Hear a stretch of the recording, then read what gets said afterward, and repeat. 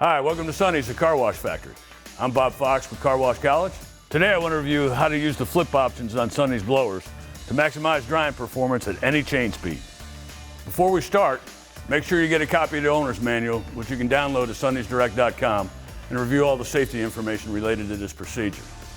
Next, gather the tools and supplies you'll need, which are safety glasses, 8-foot step ladder, white lithium grease, a grease gun, and a clean cloth.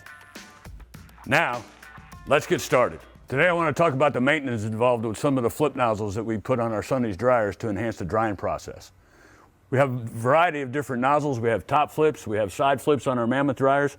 I got George here. George is going to show us the weekly maintenance on the cylinders themselves, and then we're going to dial in the speed of the flip. George, what kind of maintenance is involved here? Bob, basically we have a pivotal bearing here that gets greased once a month. Okay.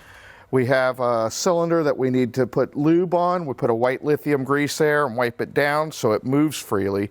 But more importantly, I want to talk about the transition speed of the pivoting nozzle. Okay, why is that important? Because this one's set a little fast right now. So let's see it moving. Flip.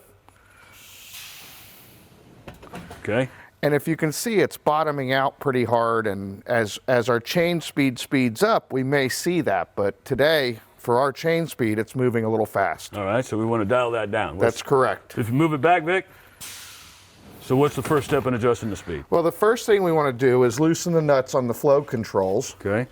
And we want to start turning the flow control down on the cylinder. All right.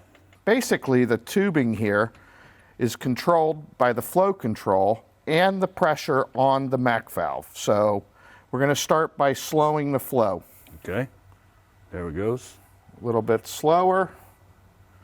Well, right now I'm turning it counterclockwise to open it up a little bit so we can speed it up as we slowed it down too far.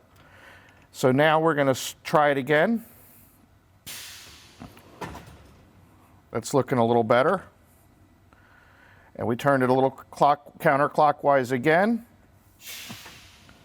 That's looking pretty good. Now we have to watch a couple of cars and get our chain speed. And then we'll go over and make the same adjustments to the other side. That's correct, Bob. Gotcha. We're going to put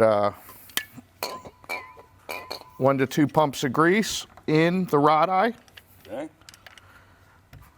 And then we're going to open the cylinder so that we can grease the rod. Flip it, Vic.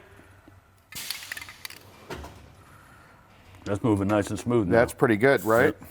We're going to put a little lithium. All right. We're going to wipe everything down. Always cleaning up our mess. And that looks pretty good, Bob. All right. Now remember, we would only have flip nozzles on the side. Sometimes we'll have them up top, so the same maintenance is required.